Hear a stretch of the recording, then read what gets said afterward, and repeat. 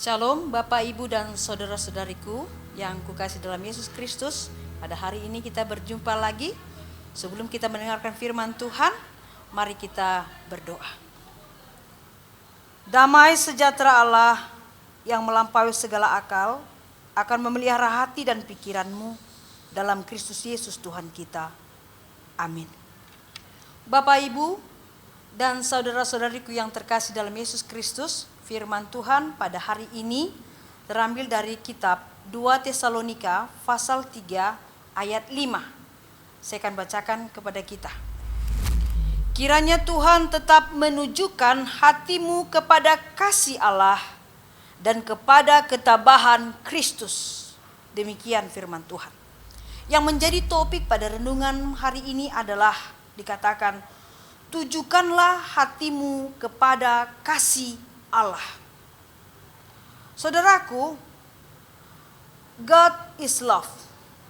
Allah adalah kasih.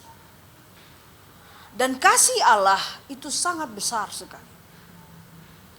Kalau kita katakan setinggi langit, kita perbandingkan dengan kasih Allah, ternyata kasih Allah itu tidak bisa kita ukur ketinggiannya.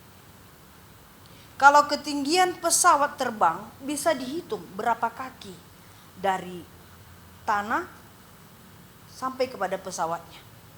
Tapi kasih Allah tidak bisa kita ukur ketinggiannya. Dan begitu juga dalamnya laut bisa kita ukur kedalamannya. Tapi kasih Allah tidak bisa kita ukur kedalamannya.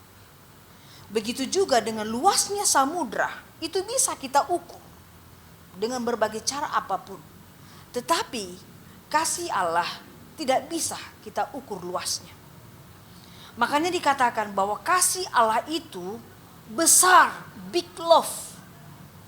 Ini dibuktikan kalau kita baca di Yohanes pasal 3 ayat 16. Saya akan bacakan kepada kita. Dikatakan karena begitu besar kasih Allah akan dunia ini, sehingga ia telah mengaruniakan anaknya yang tunggal, supaya setiap orang yang percaya kepadanya tidak binasa, melainkan beroleh hidup yang kekal. Begitulah besarnya kasih Allah. Dia berikan, dia serahkan anaknya yang dia kasih, supaya kita tidak binasa.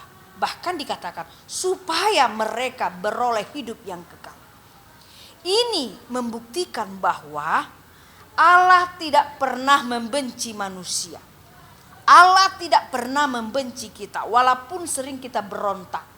Walaupun Tuhan tahu kita sering berontak sebagai manusia. Banyak tuntutan dan sebagainya. Tapi Tuhan tidak pernah membenci manusia. Dan itu juga dibuktikan bahwa Allah tetap sabar menunggu pertobatan kita. Berulang-ulang kali saudaraku kita selalu berbuat salah di hadapan Tuhan. Berulang-ulang terus. Kadang lebih banyak kita untuk melakukan kesalahan dan dosa di hadapan Tuhan daripada kita banyak makan dan minum. Berulang-ulang kesalahan yang kita lakukan. Kadang Tuhan itu kecewa kepada kita. Tetapi Dia tetap menunggu dengan sabar. Menunggu kita untuk bertobat, saudaraku. Itulah Allah yang penuh kasih. Dia sabar menunggu pertobatan kita manusia. Dan membuktikan juga nats yang saya bacakan tadi adalah bahwa Allah tetap mencurahkan kasihnya kepada kita. Dia curahkan. Dilehon, diusehon holong neitu hita. Diguhimuse. Allah mencurahkan kasihnya kepada kita. Sama seperti air yang dicurahkan untuk membasahi tanah yang kering. Tidak hentinya supaya tanah yang kering dan retak-retak itu bisa menjadi tanah yang subur, asa lambok, asa teduh, supaya kehidupan kita selalu disirami dengan kasih dan sinar dari Tuhan.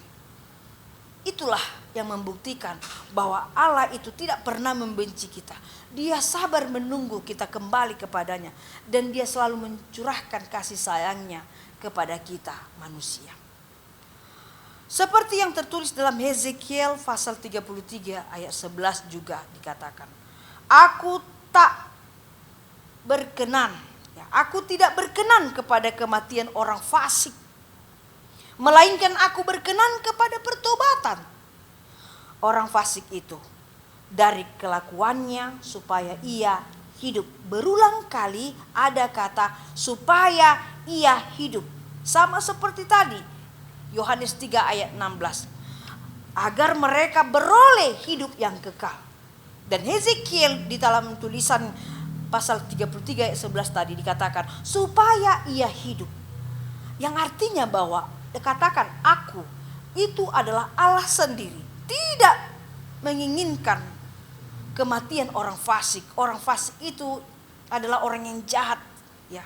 Orang yang jahat sekali. Seperti kita ini. Sekarang kita bandel sekali, nakal sekali, jahat sekali. Tetapi walaupun kenakalan, kebandelan kita itu tadi, Allah sabar dengan setia menunggu kita. Dia tidak ingin kita binasa sebenarnya. Dia ingin kita selamat. Dia ingin kita bahagia. Supaya apa, saudaraku? Supaya kita beroleh kehidupan. Nah, untuk firman ini, Allah mau mengatakan dalam firman-Nya kepada kita bahwa marilah kita diajak kembali kepada Tuhan untuk mengenal begitu tingginya, begitu luasnya, begitu dalamnya kasih Allah yang besar itu. Dia ingin mengajak kita, marilah, kembalilah kepada Tuhan, kembalilah kepada Yesus kita. Mari kita mengasihi Tuhan kita. Supaya kita semakin dekat mengenal Dia. Bukan hanya mengenal Dia dari orang lain. Bukan hanya mengenal Dia dari film-film. Bukan hanya mengenal Tuhan itu dari YouTube atau dari Google. Tapi mari kita mengenal Dia secara pribadi dari firman Tuhan. Supaya kita mampu mengasihi Tuhan. Tidak menduakan Dia. Tidak mengecewakan Dia.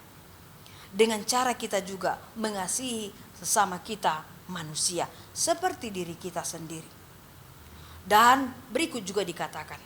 Orang yang mengasihi Tuhannya. Dan begitu juga mengasihi sesamanya. Dia harus mampu ikut meneladani Yesus Kristus di dalam kehidupannya. Mengapa kita harus meneladani Yesus Kristus? Menjadi teladan. Ya. Yesus itu menjadi teladan kita. Karena bisa kita lihat ada dua hal yang menjadi kunci pokok. Maka dikatakan kembalilah kepada Yesusmu, teladanilah karakternya, sifatnya. Mengapa? Karena Yesus Kristus anak Allah itu yang diberikan kepada kita. Dia penuh kasih dan dia tabah. Dia tabah dan penuh kasih. Kasih yang dengan ketabahan itu, itulah yang harus kita teladani. Kita mengasihi orang dan kita harus sabar mengasihi seseorang.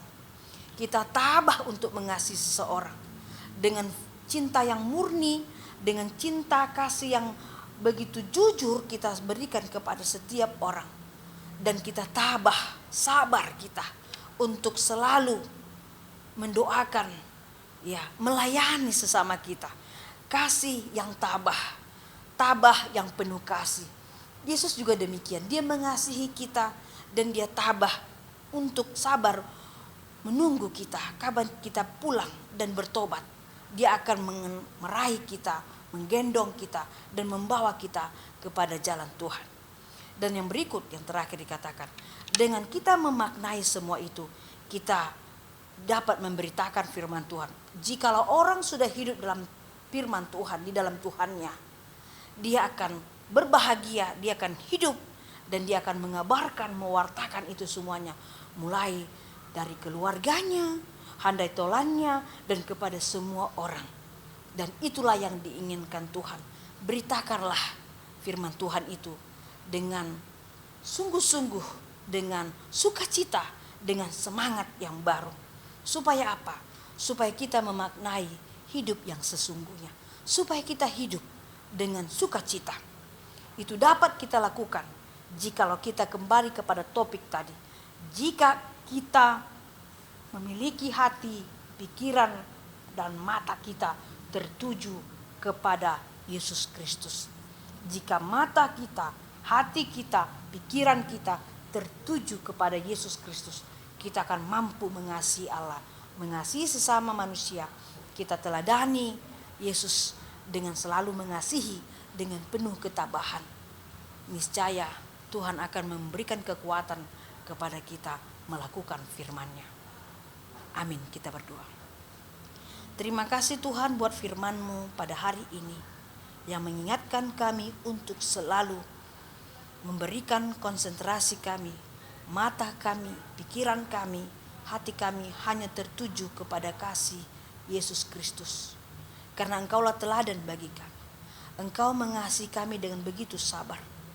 Engkau mengasihi kami untuk selalu menunggu kami untuk mengerti, memahami. Dan akhirnya kami kembali ke tangan-Mu. Karena hanya dalam Yesus Kristus kami beroleh kehidupan. Kami beroleh kebahagiaan. Kami beroleh kesejahteraan. Dan kami bisa sungguh-sungguh dengan kejujuran kami, dengan keikhlasan kami, dengan kesetiaan kami mengasihi Engkau. Dan begitu juga mengasihi sesama kami manusia seperti diri kami.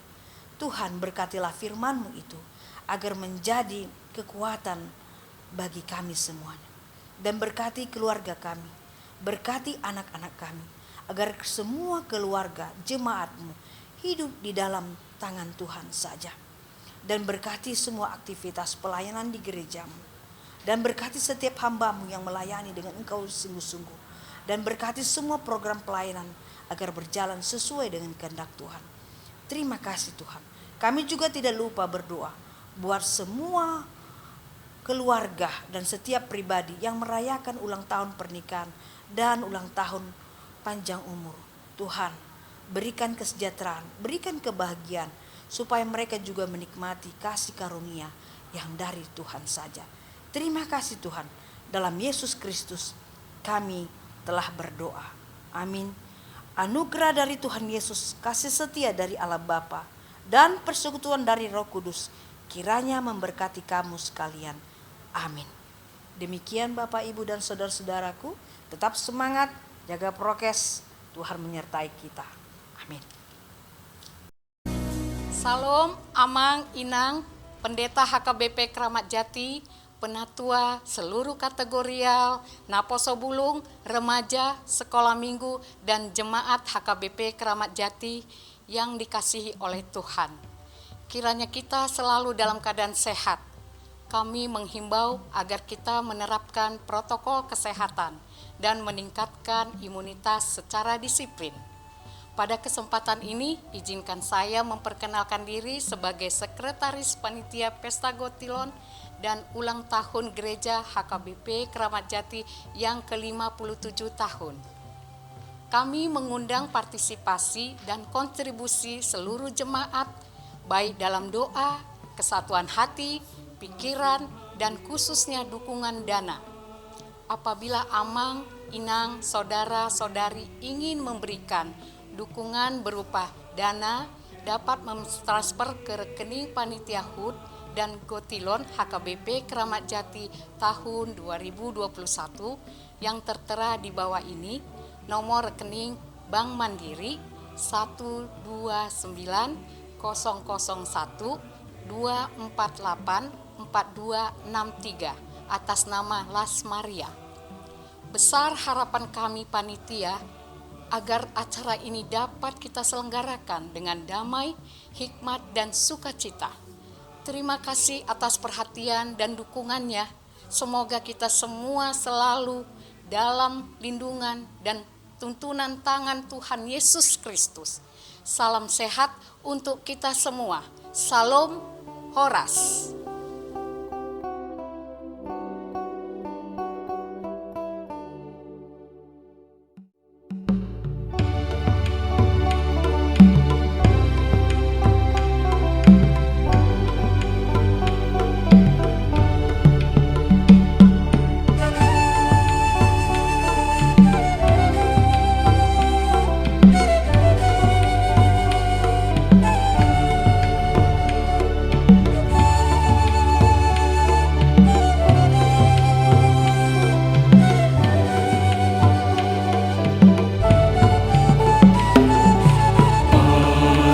Masuk kami, oh Tuhan, selalu seronda memi. Sayang pehon tangan mi Tuhan, pehon Tuhan.